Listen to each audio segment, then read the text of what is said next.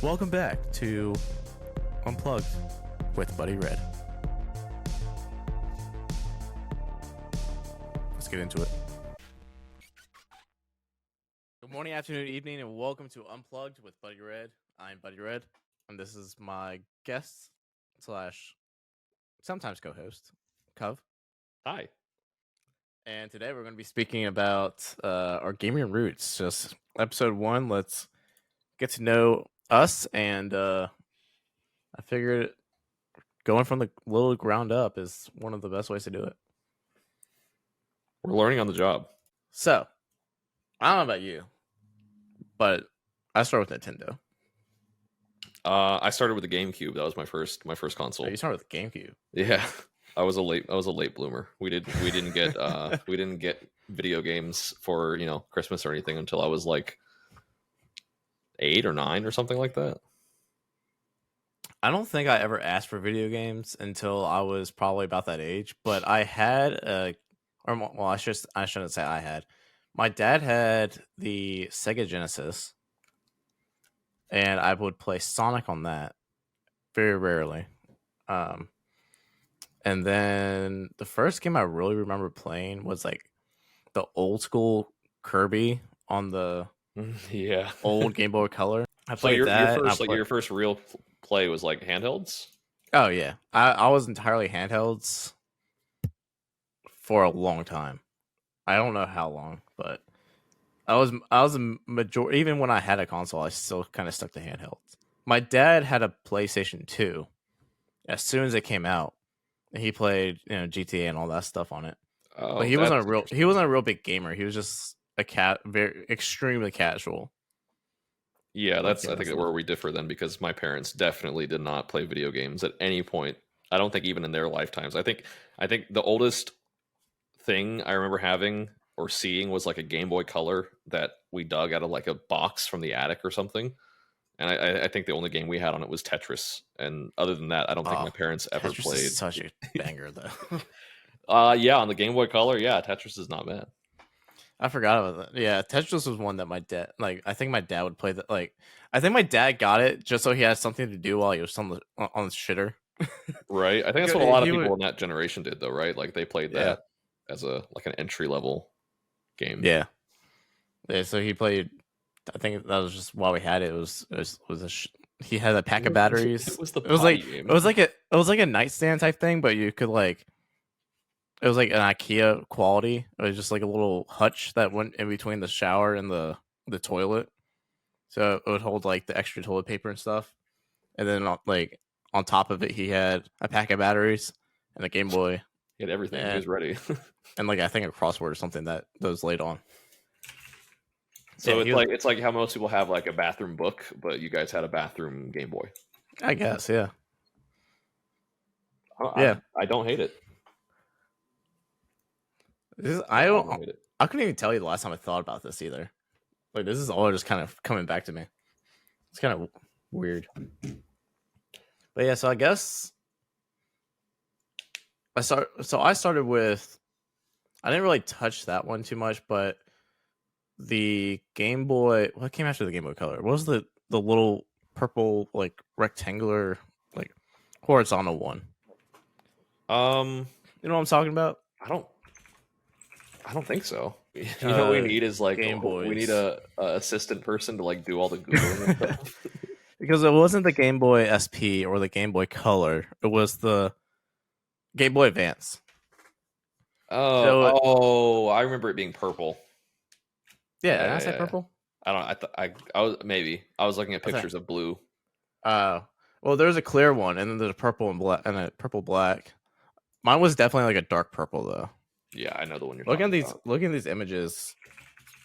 It makes me wish I'd kept these things. I wish I still had that Game Boy Color. Like I still have a Game Boy SP somewhere in my mom's house. I'm pretty sure. I regret getting rid of all the old, like I guess now they're vintage games, like handhelds and stuff. Dude, I had the OG DS, and then I sold it to GameStop for like 45 cents. No, they're doing a deal. It was like you turn it's like Game Boy, anything from like Game Boy Advance up to like the most recent Game Boy Light for I don't, the 3D or the DSi, and like every like generation had like a $10 increase. So I think I gave mine in for like $40 to Damn. get like $40 off the DSi. And I mean, realistically, I needed it because of that was my main console. I had a PlayStation 2, but I didn't really play it too much because it was also my dad's. Right. And even though it was basically mine at that point, I still didn't really use it that much. I was balls deep in Pokemon. Like that's all I played. Oh, that's right. You grew up with a lot of Pokemon, huh? I was a massive Pokemon, just the Nintendo in general. I mean, like on the DS, I mean, that's what I think that's like it's kind of weird. Like we're only 2 years apart, but that's everything that like all the kids I went to school with. That's all we had. Like a lot of them had consoles as well, but even like late elementary school, it was all DS stuff. Like we would bring our DS to school and would play like the 10 Dogs or would trade Pokemon and Pokemon video game or Pokemon cards and Yu-Gi-Oh and stuff like that. Oh, Yu-Gi-Oh. Like all of that stuff I was like super into. Yeah, that's old stuff, man. Yeah, I was a late bloomer, I guess. I guess my parents gatekeep the video games from me for some reason. Well, so my mom definitely did when it came to the console games. Because the only thing I really remember playing console wise until I was in like high school was basically just sports games. Like NASCAR racing, football, and hockey. I definitely played NASCAR as well. Yeah, the NASCAR game was solid. Because you could also do like that was like one of the first games I remember having like a career mode. I feel like it was a little ahead of its time. Where you could like make your driver and do all that stuff. Right. I think the other one that I did that had something similar was like the PGA Tour golf games, like the Tiger Woods PGA games. Yeah. I never played this, but I know exactly what you're talking about. They were not fun looking back at it, but I played the hell out of them. I guess. I mean, if we're being honest, I don't think any of the games are good anymore. That's yeah. Like they're all really bad. You can go back and like look at and be like, they're genuinely good games, at least for the time. Oh, that's why like the argument of like what Pokemon generation is your favorite, and everyone's like, "Oh, Gen 1's the best." It's like, have you gone back and actually played those games because they're not good? Yeah, like especially the OG like Red and Blue. There was no like the physical special split was based on the type and it had nothing to do with the actual move. And then crits were based off speed between the two Pokemon that were fighting. So if you have a really fast Pokemon, you're more likely to crit a slow Pokemon. And like so all like the actual mechanics of the game were awful. And they made no sense. And there's no like right or wrong what should I say? There's no rhyme or reason to like how it worked or how the game or the anime or anything like try to tell you like, oh, these Pokemon are good, but they're like they're kind of trash though. They're actually playing it the correct way. So you think most people who say those old games are better is just nostalgia making it seem better? Yeah. Entirely.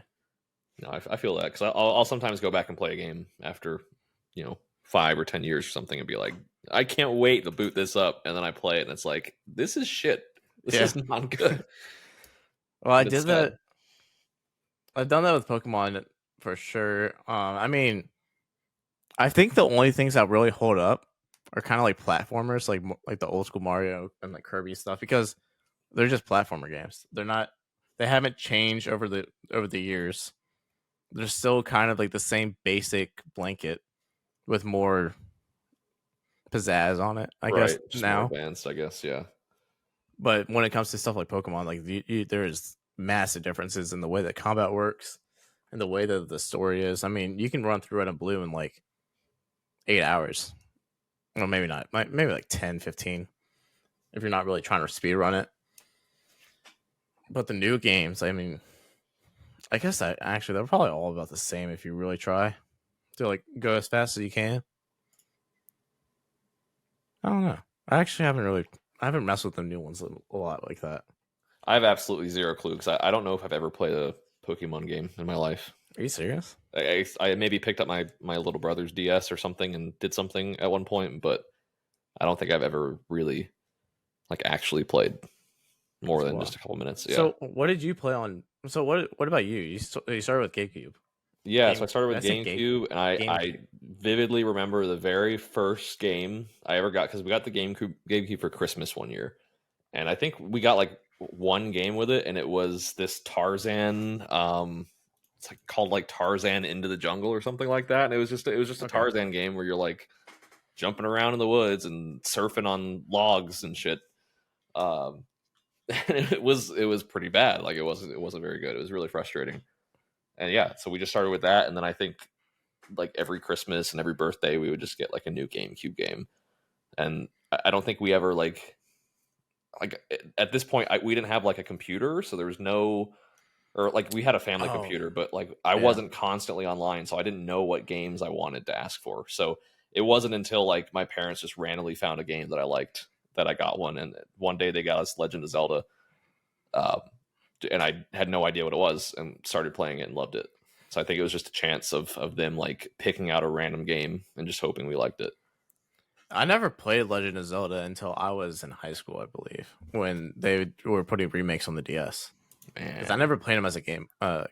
Because I guess my parents just thought it was too hard for my age, so they just never worried about it. And I was fine with Pokemon as it was. But actually talking about computer stuff. So I was also on the family computer. My mom had bought me she would buy me like a couple educational games that I could sit and play for like 30 minutes at a time and stuff like that. Yeah. Like it was like there's one that I remember when I was like I don't know, probably like kindergarten. It was a Thomas the Tank game. What did I say? Thomas the Tank Engine game. And you took a whole it was a whole thing that you put on top of the keyboard, and like it would press the keys as you used it.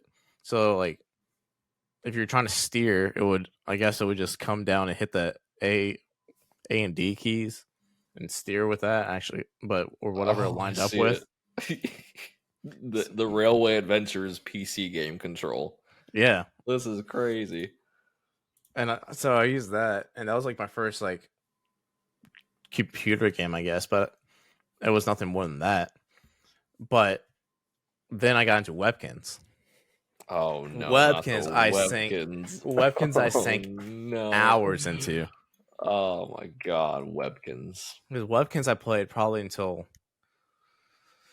I don't even know, probably until about like 4th or 5th grade, maybe.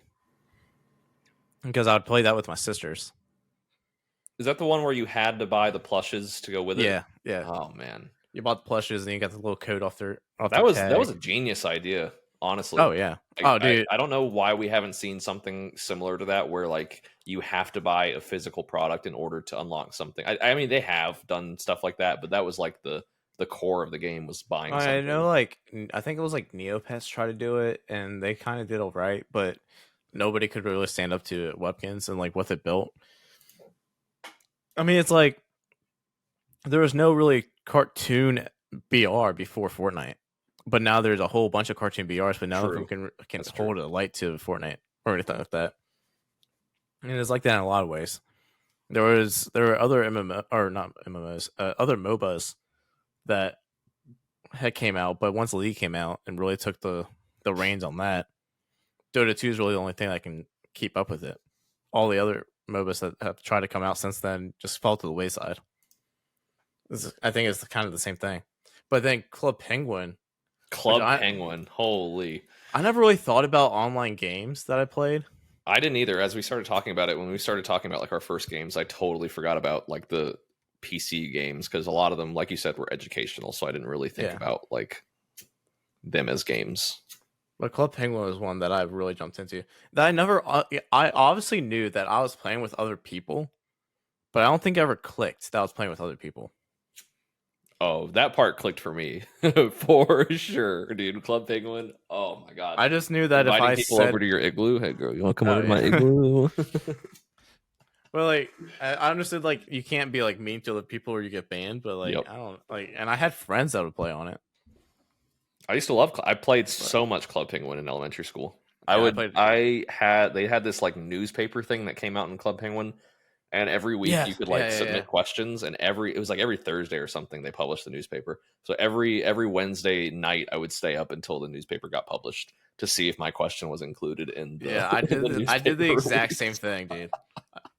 And I think mine was only published like once. Oh, I never got one published ever. I asked questions every single week, and I never got one published. I remember I got a single question published once, and I freaked the fuck out, and I was like, "Mom, I got published," and she was like, "Okay, cool." Dude, I had like a paper calendar. I had a calendar that I took with me everywhere, and I literally had that on my calendar. It was like Thursdays. I can't remember. I wasn't that. Thursdays I just 2 knew PM or some shit. I just knew it. It was whatever. Yeah, Thursdays or after school, I'll get on. I'm like, all right, let's see. Oh my god, that's crazy, dude. I played so much Club Penguin. It was unreal. You know they have that game back now. They got rid of it for a while, and now it's back. Like it's not the real thing though. It's pretty close. I played it. I played it a couple months ago. Maybe I need to boot it up and try it. It's kind of fun. I don't know, nostalgia, obviously, but it's it's fun. But I was super deep into that. I probably played that game for like a year free, and then finally convinced my mom to give me a membership.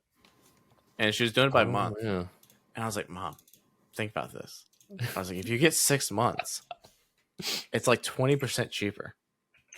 Makes sense to me. So I think I got like 6 months. But after that, I think it was about that time I was like, "All right, I'm done with this," and I moved on to something else. But dude, I love that game. That game was so great. Yeah, that was a core game of my childhood. Like at least that was like probably the first real PC game I ever committed to growing up, I would guess. Yeah, I mean, I'm pretty sure I had almost everything in that game. That might have been like the first game I was actually addicted to. My Igloo was kind of crazy. I was definitely addicted. Yeah, I had Puffle. I had so many Puffles. I think I had every color Puffle. I was maxed. I could like beat almost every single one of the mini games. And the role play in that game was crazy too, right? Because they had like restaurants and they had so many locations. Like you could go, like I would be in the pizza shop, like taking people's orders. Like they would be sitting at a table, and I'd walk up. And there was no like functionality within the game to actually serve people pizza. Like but people go up to and be like, "Okay, can I take your order?" But that's the crazy thing is that like so many of the players were just actually that young. I feel like they're actually our age. They just didn't care. It was just pure imagination. Yeah, it was just fun. It was it was like innocence and just a lot of fun. Man, I missed that. Yeah. I'm trying to log into my Club Penguin account now, but it's not letting me. So what about your username when you're like, what was your first ever username? I never really had like a username that I always used. I never had like a handle that I always used for every game. The oldest one I can think of is RuneScape. And the username wasn't actually mine. When I first started playing RuneScape, I met somebody like 6 months into playing. And we both liked each other's accounts more than we liked our own. So one day we like traded accounts. And that account's name was Dark Hero 451, and it's still my account name. But no, I never had like a gamer tag. That's why when it came to like making up a handle or something for like Twitch and stuff, I never, because a lot of people did their gamer tags and everything. Yeah. But I never had one. I always just made up random names and stuff. So. See, I'm the complete opposite. I don't remember what I used to bounce between just like random stuff or just accept a random username when I was starting to like create accounts to random places. But Club Penguin is when I made my first Buddyred account. And so there's a story behind it. I'm pretty sure I've probably told you, but for the podcast. So I had dog, like my mom would like give me like it would be a family dog, but like say that was my dog to try to like teach me some responsibility and stuff. And I would always name the dog Buddy. And they're always Yorkies, and they're terrible. Like I don't know if it was just the dogs that I were getting. They're just not good. They weren't good family dogs. How many dogs did you go through? It was 2. Oh, okay. You said always name them Buddy. It sounded like there was. Yeah. There was only 2. One got out, got hit by a car. So it was like a year later. Mom was like, "All right, here's another one." Let's try this again. And that one was a little bitch, and that one bit everybody and everything. So we had to give them away. Bye, Buddy. But I named them both Buddy. So I just I don't know. I guess that stuck. And when I was sitting down to try to make a username, my dad was like, "All right, so here's what we're," and he had a thing. He was like, "You can't just have Buddy Red. It has to have numbers to like protect your identity or something." I don't know.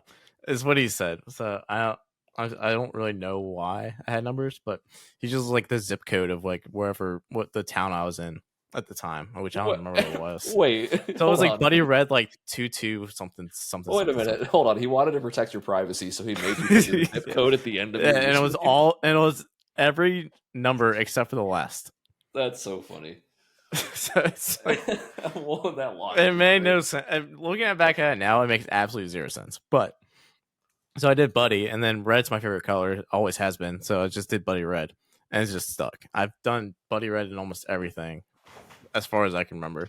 It was either that or Cool Man with 2 L's, which I don't know. It's like I was like a middle school phase, but Buddy Red was a consistent one that I always went back to. So when it came to like high school age and like, because when it came to middle school, I wasn't really online much anymore. I was super active. I was into a lot of different sports, so even if I wanted to be online, I didn't really have time. Outside, the only thing I would play really would be like PlayStation. I would play COD, but besides that, and that I think I just did like, I kind of let go of the Buddy Red tag and went to like more just IRL. I did like CM like, and then like 529 or something like that for my birthday. Like abbreviations of your real name or something. Yeah, I did that too. A lot, actually. And then it was like once I got into high school and started getting back online and doing gaming stuff and making accounts, like my Twitch account has always been Buddy Red. And I think it was just like once I started getting back online and stuff like in high school age, Twitch, YouTube, anything like that was just Buddy Red. And it's stuck with it since. But yeah, so let's cut there. I might get some type of sound thing. I didn't like it when it always kind of jars me sometimes when Ninja does it in his, but it makes sense of why he does it. It makes it easier to transition. Yeah. He has like sound bits in between like his parts. Oh, I don't like that. I don't know. It depends. It depends on what the two parts are about, I guess. Yeah. That was a pretty good little segment, though. Oh, yeah. It was. What about 10?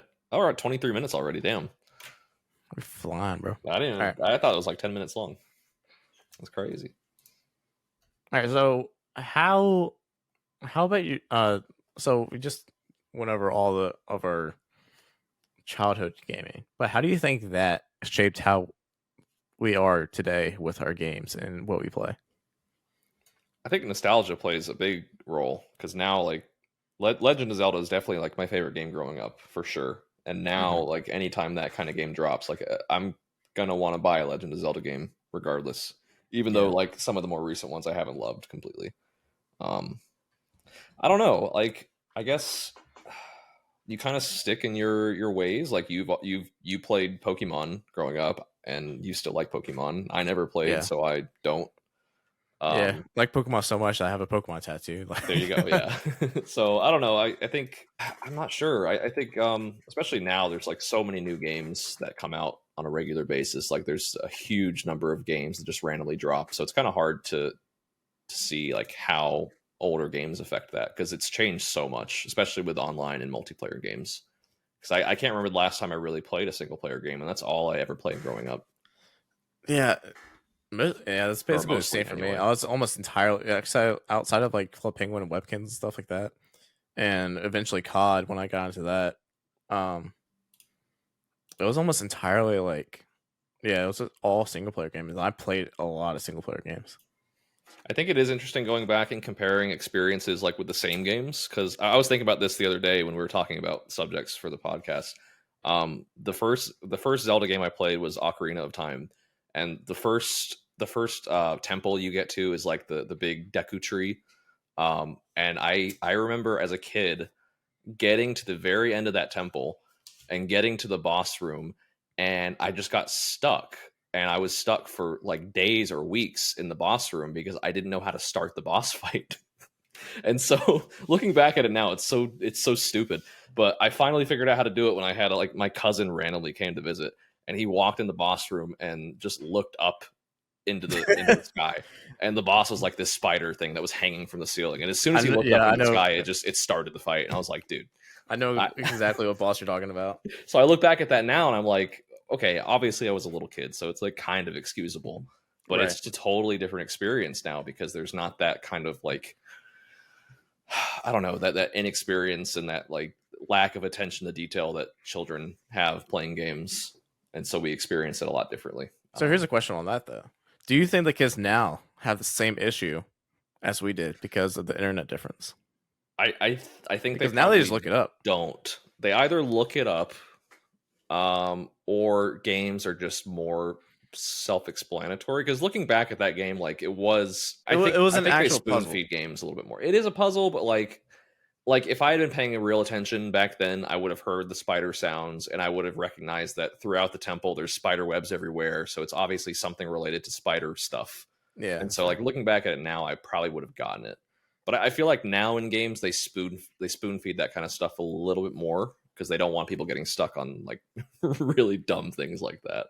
Yeah. But also, yes, I think with the internet, people just Google stuff, which I don't know, that takes a lot of the fun out of it for me. I try not to do that as much as I can.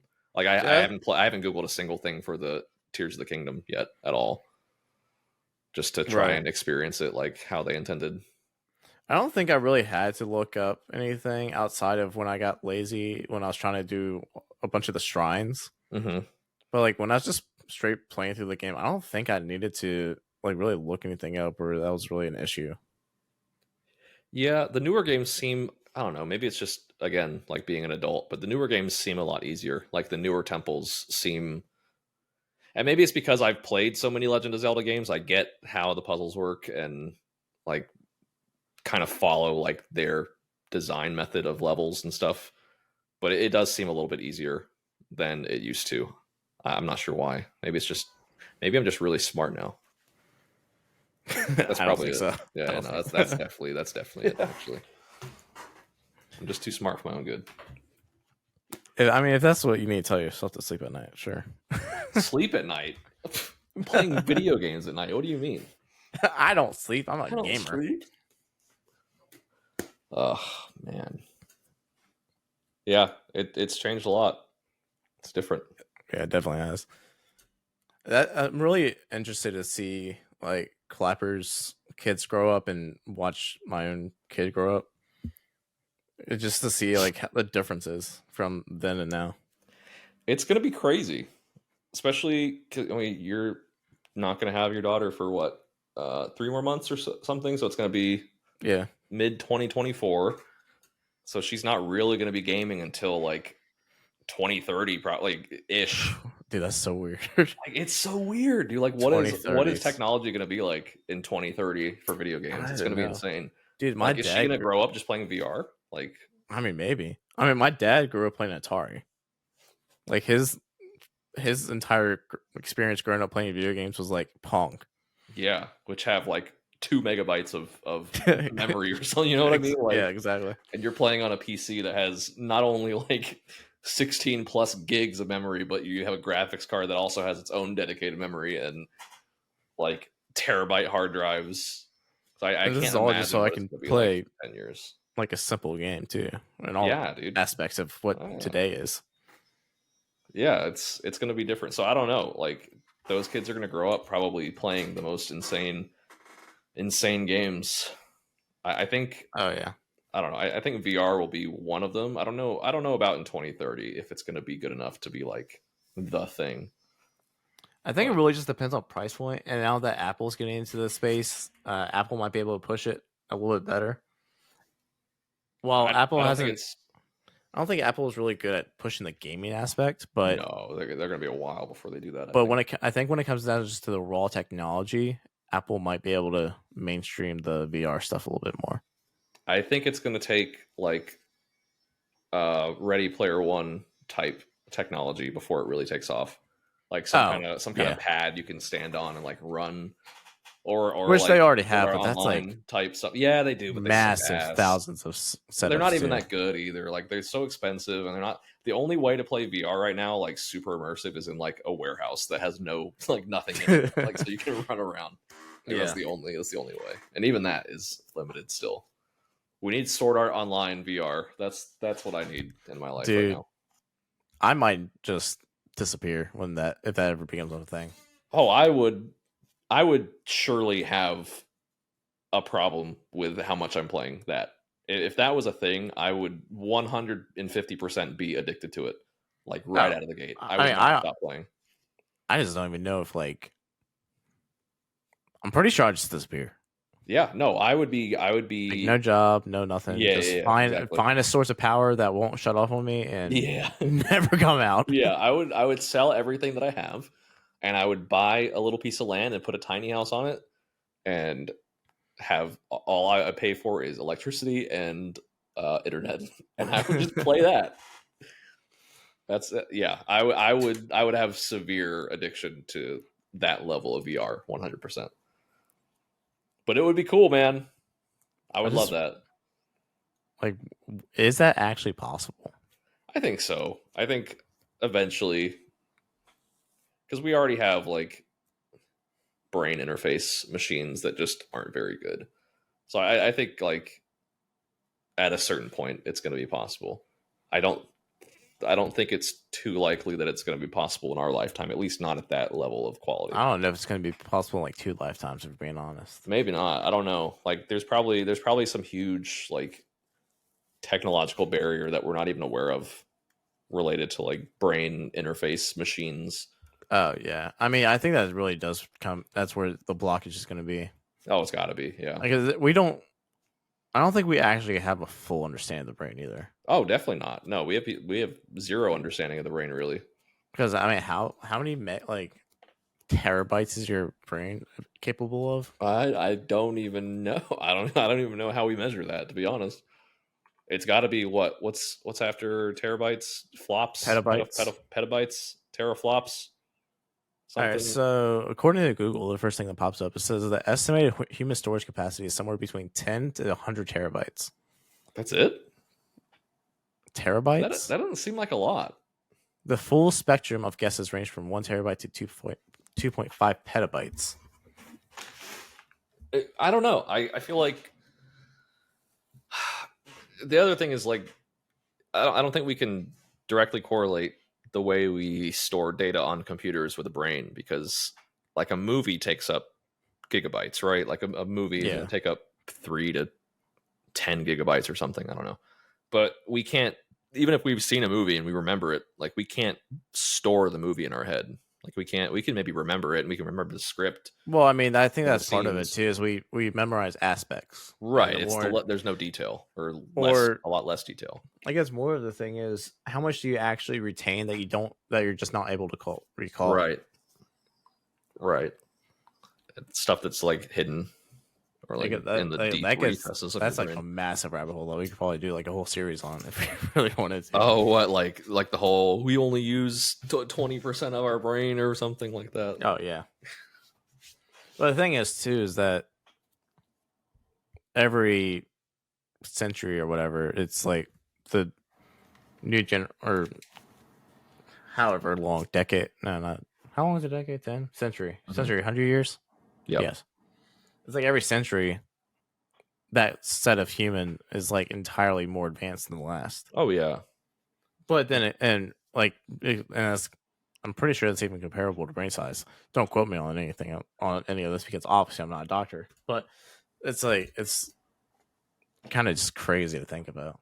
Well, yeah, I mean, technology, if you think about all like the major advances, like if you just even just generationally, like your dad grew up playing Pong, you grew up playing Fortnite on essentially what's a supercomputer compared to what computers were when he was your age, right?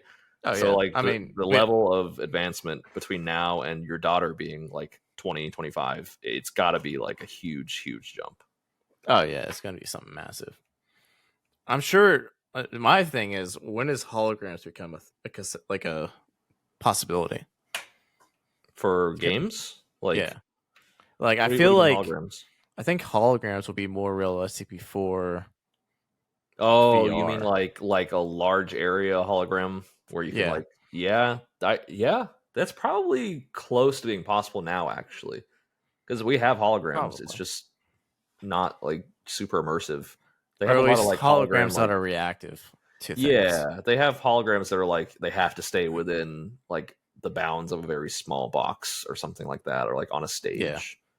That would be really sick though. Like like a portable hologram type technology that would be or like insane. a large just like a large room hologram where like I you have a think little a gun. large room hologram probably isn't that far off. Probably not. I would agree. Yeah. But I think again, it's just like price point thing. Like, is there a market for that?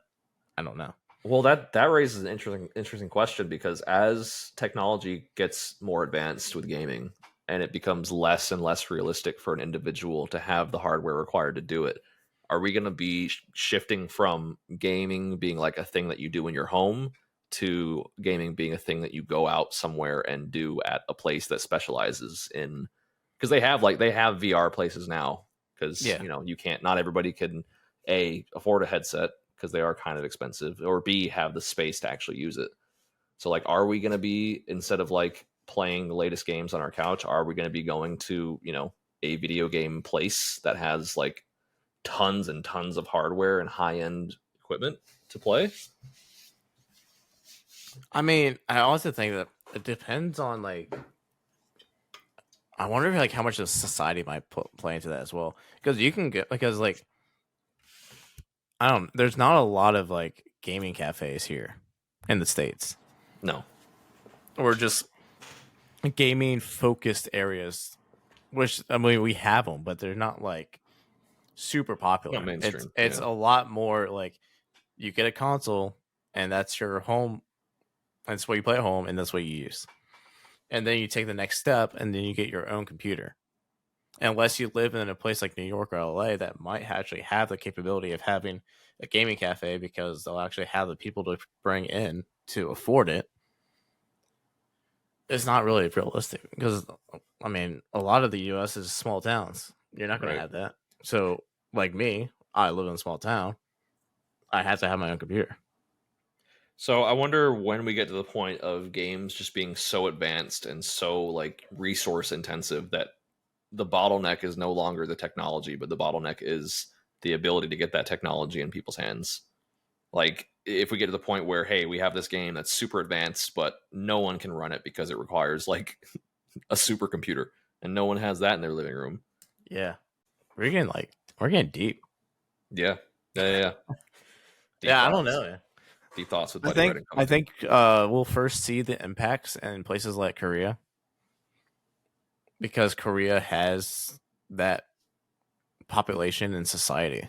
Like it's like video games are accepted Yeah, in dude. They have Korea, and schools in Korea. I mean, we have schools here too for gaming stuff, but like Asia has a I'm ton of like esports like oh yeah. academies. I mean, look at like Faker, who's the number one player for League of Legends in the world. He's on the same level as a pop star over there. Like Right, right, his right. name is known. Yeah, He's like a Tom Brady. it's crazy But to think about. you say Faker to anybody, to any regular American, they're like, who? Yeah, any even like gamers, I think in America Definitely even some probably aren't gamers. Yeah, super. Because I like if you said Faker to me, I wouldn't really know who he is like specifically. I've heard yeah, the because name. you're not a league player. You're right, exactly. So So it's outside, if like you're not that. within the league world, you don't know who he is over here. So do you But you think? say his name over there, even if you don't play a league, you know who he is. So you think? Oh, so you think people who aren't into league at all generally know who he is in Korea? No, yeah. What I about think he is. non-gamers? What about not just like not league players, but just non-gamers in No, general? You I think? think I 100%. I think he is on the same level as Tom Brady is over here. You That's can say crazy. Tom Brady to a non to like to the entirely opposite, like doesn't know even what the rules of football are. They True. know who Tom Brady Like is, I know who Tom Brady is. Like, and neither of us really watch football. oh yeah, I don't even know how We football don't really works. watch a whole lot of physical traditional sports, but we know who Tom Brady is. if his face is on something, we know whose face that is. I think it's the same aspect over there. Wonder why that is. Is it like mainstream media over there is just more accepting of?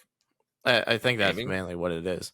I mean, their planes have like WoW or whatever main game is over there. Like their ads are consistently video games focused, and their esport arenas are packed by the thousands.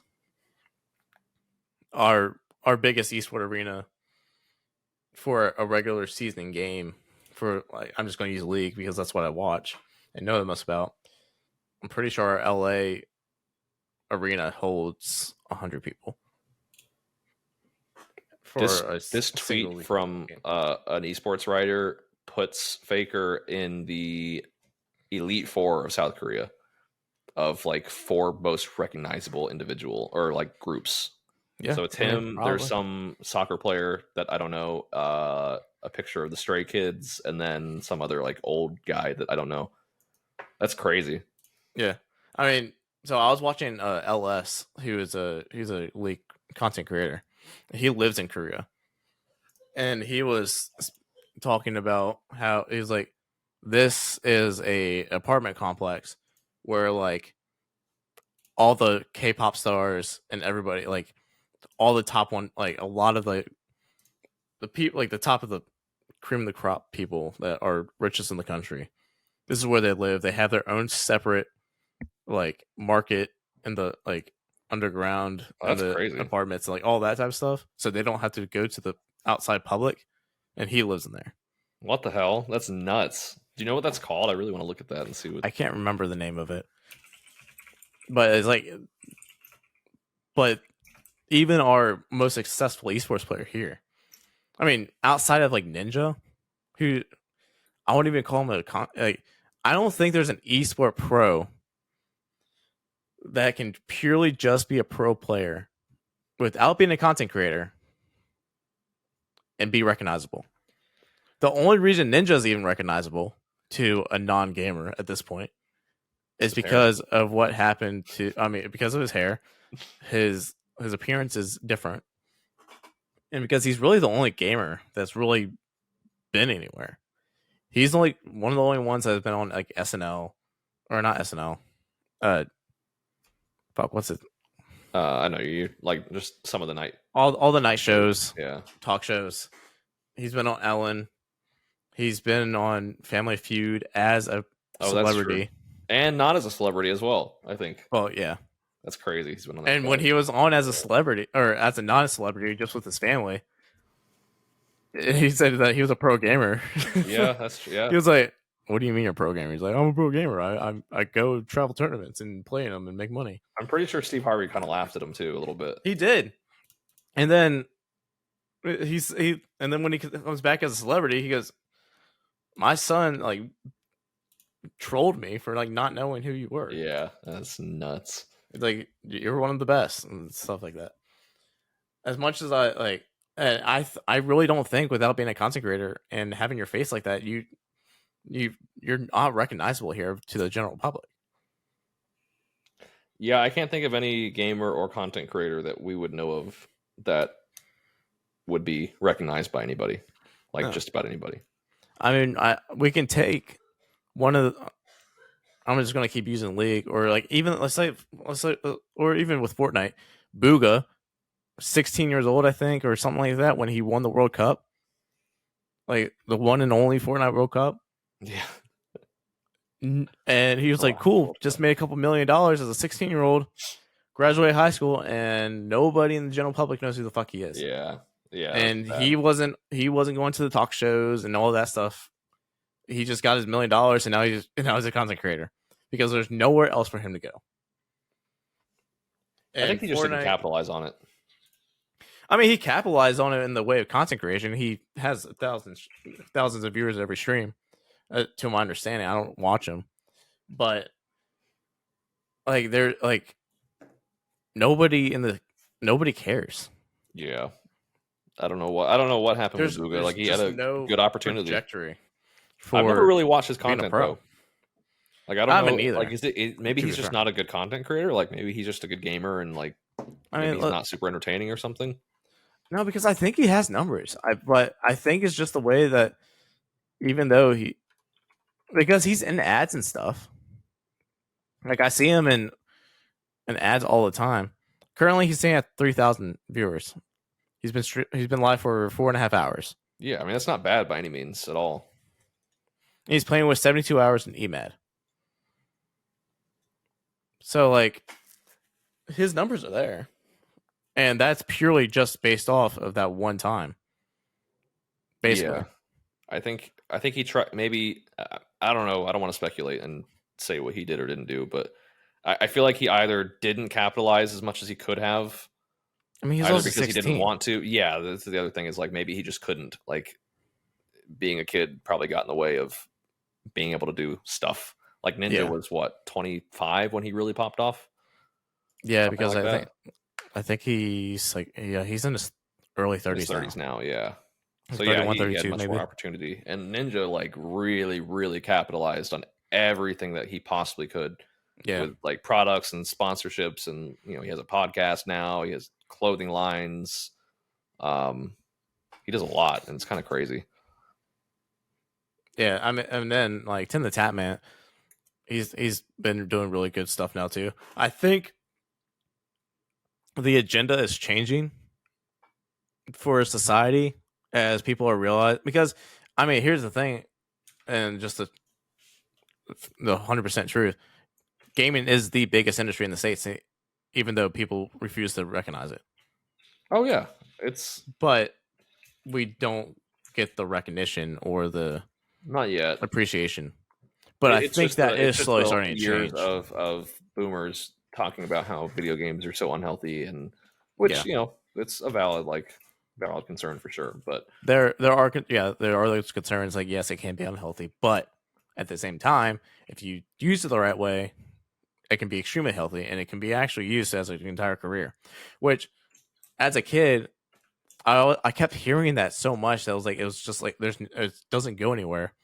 That I was like, oh, maybe it would be cool to be a game developer or something. But instead of actually getting into that as a kid, I shoved it off because I was like, there's nowhere to go with games. That sucks. And now it's massive, and it's 100% a career, and it's being told that this is what you should do if you want to do it. Yeah. Well, because like growing up, if you said you really liked sports and you wanted to be a sports player of some kind, your parents would enroll you in sports and buy you gear and invest in stuff to let you play. As long as you're physically able to, right? It's a possibility. Yeah, but that's the crazy thing about video games too. You can be 4 feet tall and weigh 80 pounds, or you can be 6'5", 350 pounds of pure muscle, and have the exact same fucking gaming experience. Absolutely. And there's no physical limitation to it.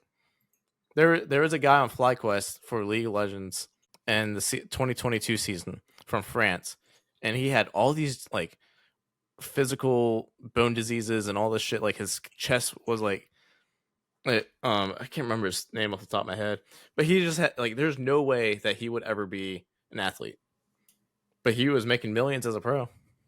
Yeah, I mean, there's people that play with literally play with their mouths, like they'll control their. Oh yeah, I see that guy. There's a guy on TikTok that popped up a lot. They shred people. He's entirely disabled almost from his waist up. And bro's like fucking winning lobbies. Like dude's like just destroying lobbies, and he's like playing with literally his fucking lip. Yeah, and it's insane. It is. Like one of his, I think it's like one of his arms or one of his arms entirely out of commission, and then I think it's like right hand or something barely works, so where you can click. Yeah, and everything else is done with his mouth, and he dedication cracked. Now there's those limitations where he might not be able to be a pro, but as a content creator, he's entertaining too. Because I'll watch his lives if they come up on my FYP, and he's like he cracks jokes and he gets dubs. Like he has a career there. It's kind of wild. Well, it proves a good point too, right? That anybody can do it. Yeah. So it's a valid path. Yeah, it's gonna shift really fast, I think, because we're in our mid-20s now. Yeah, I think the millennials and the Gen Z will once we're able to we'll probably be able to change the viewpoints of that. Yeah, the next 5 or 10 years, as once like mainstream media people start retiring and new people come in and new politicians come in, younger people, I think it's going to shift pretty quick. Yeah, I agree. Which is good. I think it's a good thing. Yeah. Okay, let me put a marker here. Cut. You want to keep going, or do you think that's enough? I don't think we can end there because that's kind of open ended. But yeah, it is kind of. We could. Wait, so I think you definitely have a lot. You have almost an hour. I think we could probably wrap it up if you want to figure out what we want to close with, like what kind of conversation we should close with. How have we been talking for an hour already? I don't understand. I mean, I know we paused a little bit here and there, but not really. Like, not a lot. I think we can tie it back to how everything shaped to what we play now.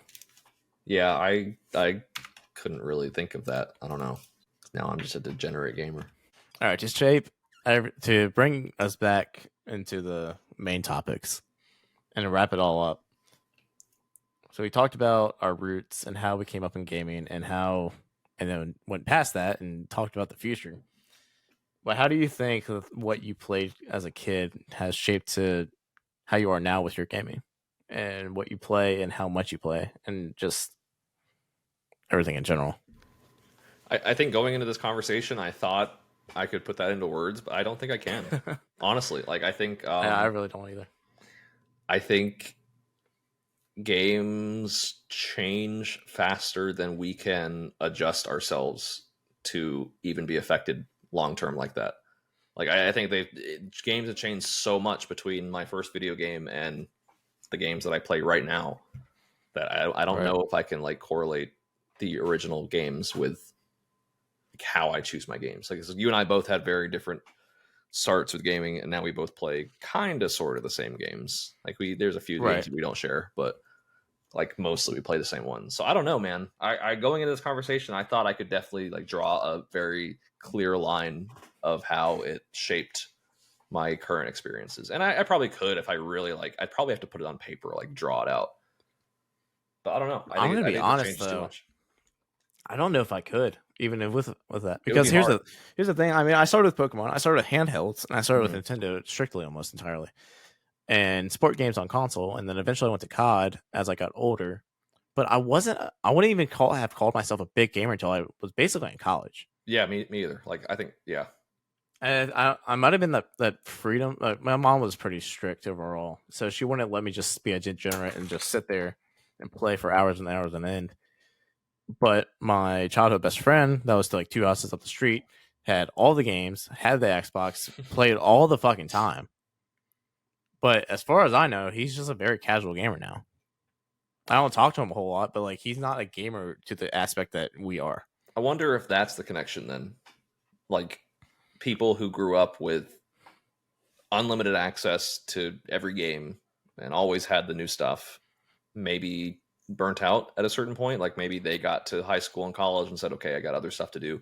Whereas we didn't have that experience growing up. And so when we did get to high school and college, started having our own money, making our own decisions, decided, hey, I want to try games now. So maybe that's the effect is that might be it. The lack of like, because especially now, I don't think that's going to be going forward for people because the games are so accessible now. Like anybody can play just about any game. Yeah.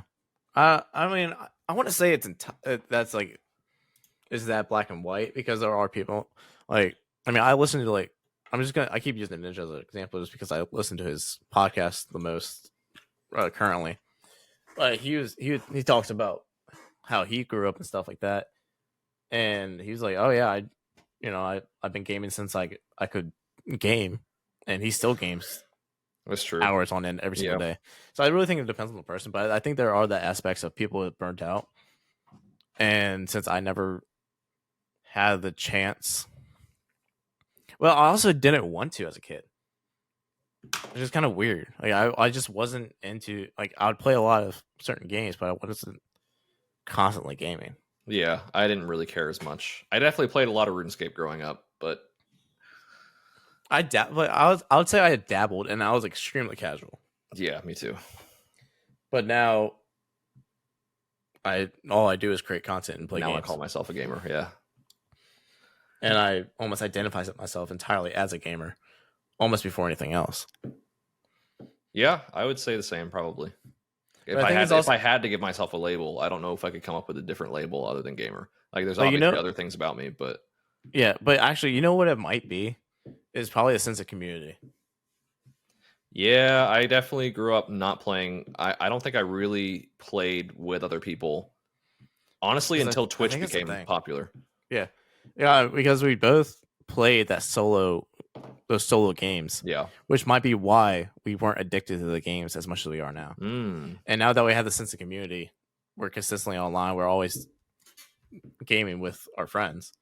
And until recently, we had been friends online for 6 years, right? And then we just met a couple months ago. Yeah, that's true. So I think honestly, I think that might be. Yeah, that might be where it came. That's definitely closer. Yeah, because I mean, I don't really count Club Penguin and RuneScape as multiplayer, even though they are, because there's not really that community aspect. Yeah, and while I had like 2 or 3 friends that would play those games, I never really.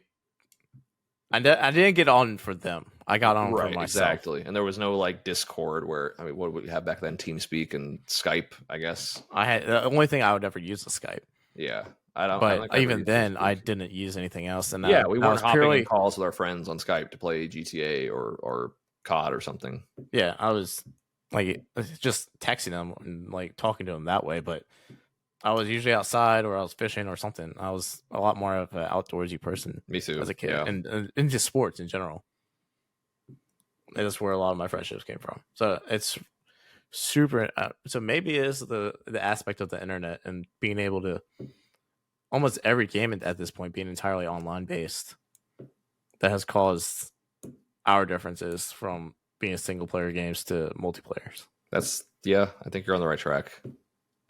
I don't know. It's complicated though. That's wild though. But I think that's a pretty good way to wrap that up. Yeah. Wrap it up on confusion. Because I'm not sure what. I was so confident that we come into this conversation and be like, this is why. Thinking. And then, yeah. So go home and think, everybody. Think about it. Let me know what your thoughts about everything we talked about today. Tell me how you came up on gaming. Tell me how you are on gaming now. And what your thoughts are in general, I guess. I don't even know. My eyes kind of blown at this point. Thank you guys so much for watching.